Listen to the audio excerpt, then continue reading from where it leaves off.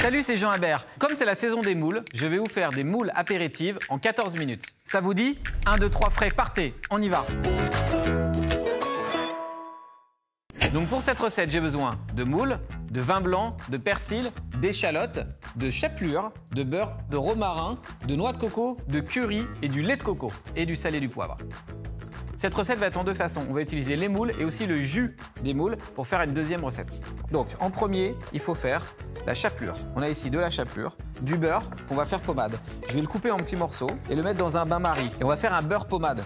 Donc un beurre pommade, c'est une texture, c'est-à-dire que c'est ni fondu ni froid, c'est pile entre les deux. Ça permet de travailler le beurre en fait, de le malaxer comme on veut pour l'incorporer avec la chapelure et le romarin.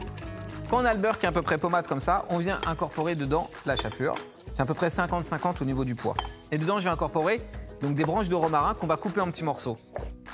Cette préparation, on va la garder de côté. On va pouvoir passer aux moules. On va les utiliser de deux façons, comme j'ai dit, mais au début, on va les cuire marinières. Tout simplement, on met une casserole à chauffer, un filet d'huile d'olive dans le fond de la casserole. On a une échalote, on épluche, on l'émince grossièrement.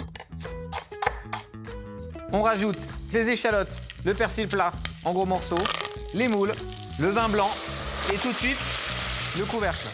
Dès qu'elles sont ouvertes, elles sont prêtes. Ça dure, franchement, ça dure 2 minutes. Les moules sont ouvertes. On va les passer dans une passoire. Le jus, je le garde de côté pour la deuxième recette. Première recette, on va prendre une plaque pour mettre au four. On va ouvrir, garder que d'un seul côté. Et sur les moules, on va venir mettre la chapelure de romarin qu'on a fait tout à l'heure. C'est un peu comme des coquillages farcis en fait. On peut faire ça aussi avec des palourdes, avec des praires, avec des coques. Quand on a posé la chapelure sur les moules, on va les gratiner au four, sur le grill, pendant 1 minute. Donc pendant que les moules sont en train de gratiner, on va pouvoir passer à la deuxième recette, le bouillon. Tout simplement, on va récupérer du lait de coco, de la noix de coco fraîche et du curry.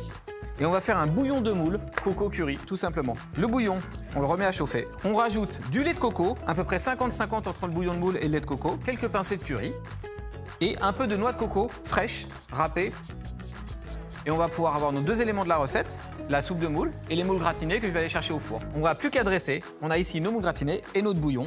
Donc le bouillon, on met juste un petit coup d'émulsion dedans pour le lier. Donc on prend un bol, une assiette, on va venir disposer les moules. Et à côté, on va servir un petit bouillon. Les gens le prennent comme un shot. Là, je l'ai mis dans un bol, mais ça peut être aussi dans une petite verrine. Et donc voici un beau produit de saison, la moule, en 14 minutes, façon apéritive, gratinée au romarin et en bouillon coco curry. Bon appétit! Pour voir mes autres recettes de saison, rendez-vous sur carrefourmarket.fr.